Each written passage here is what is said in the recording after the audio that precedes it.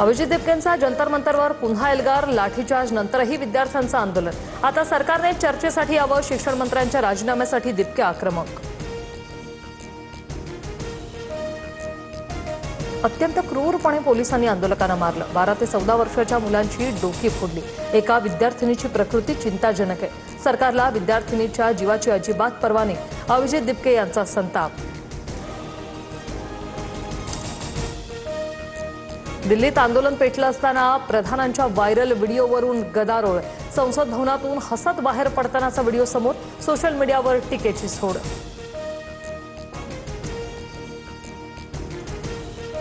दिल्लीत एनडीएच्या सर्व खासदारांची मंगल मिलन बैठक। पंतप्रधान मोदींकडून खासदारांना मार्गदर्शन। संसदीय अधिवेशनामुळे या बैठकीला विशेष महत्त्व।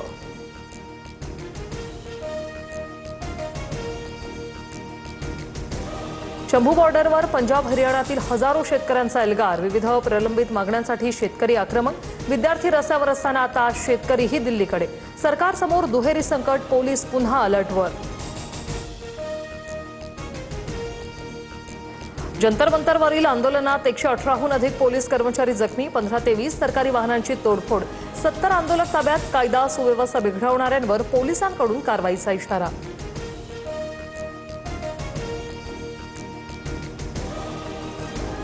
भाजपच्या जनरल कायरने तरुणांवर लाठीचार्ज केला। दिल्लीत जालियनवाला बाग हत्याकांडाची पुनरावृत्ती। संजय राऊत यांचा सरकारवर निशाणा। पोलिसांनी गुंडांप्रमाणे वागू नये। हे विद्यार्थी चीन, पाकिस्तानमधून आलेले नाहीत। संदीप देशपांडे यांची सरकारसह पोलिसांवर टीका। जंतर मंतरवर पोलिसांचा मोठा बंदोबस्त। आंदोलन स्थळाच्या 150 मीटर आधीचे रस्ते सील। आंदोलनाच्या पार्श्वभूमीवर दिल्ली पोलीस अलर्ट मोडवर। सोनम वांगचुक यांचं सफदरजंग रुग्णालयाकडून हेल्थ बुलेटिन जारी।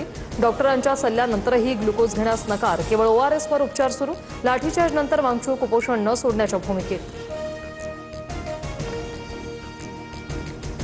तरुणांचा बुलंद आवाज स्पष्ट आणि निर्भयपणे ऐकला पाहिजे। अभिनेते रितेश देशमुख आणि जेनेलिया देशमुख यांच्याकडून जंतर मंतरवरील आंदोलकांना पाठिंबा। इन्स्टावर पोस्ट शेअर करत लाठी हल्ल्याचा निषेध।